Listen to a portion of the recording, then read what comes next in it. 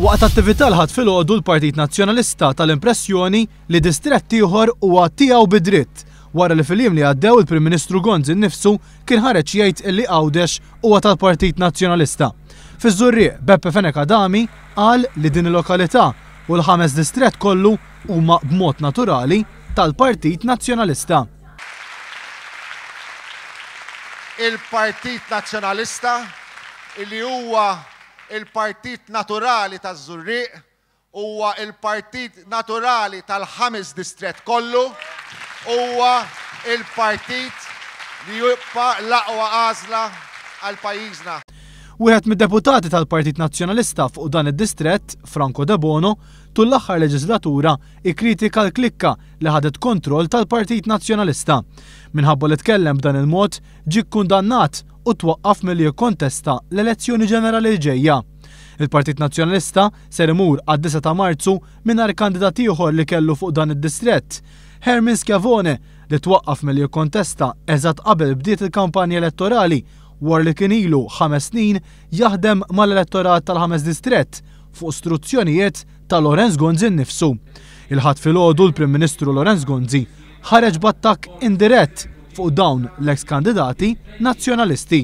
Hawnhekk grazzi wkoll anki jien inwassal l-apprezzamenti tiegħi lill-kandidati kollha li għandna f'dan id-distrett u nirringrazzjahom minn qalbi. U lil daw kollha li fil-5 distrett ħadmu għall-interessi tal-familji tal-5 distrett u mhux għall-interessi tagħhom. Lil daw kollha li ħadmu fl-aħjar ġid tas-soċjetà u mhux fl-aħjar ġid tagħhom. Intant fiż-Żurrieq kompla l-ftaħir tal-Partit Nazzjonalista b'kandidati u deputati jgħidu li dan kien gvern tar-records, gvern li żied il-pagi, li kiseb l-ora rata ta' nies jaħdmu u li hawn ħafna nies li l-kont ta' dawlu l-ilma qed jiġihom żero. Jgħidlek, sinju, il-kont tiegħi. Jien mhux tal-li m'għandix nagħti, għandi nieħu. Fiż-Żurrieq Pawru Borċ Olivier ħabbar idea ġdida tal-kampanja nazzjonalista, dik ta' karaoke tad-diska tal-kampanja nazzjonalista.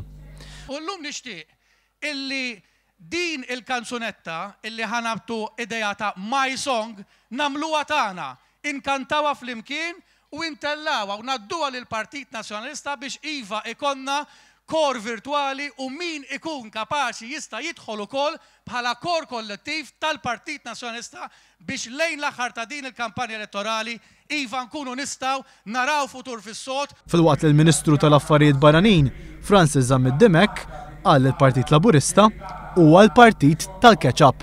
Jiena nħobb li ndeskrivi lill-Malta Labour Party bħal partit tal-Ketchup.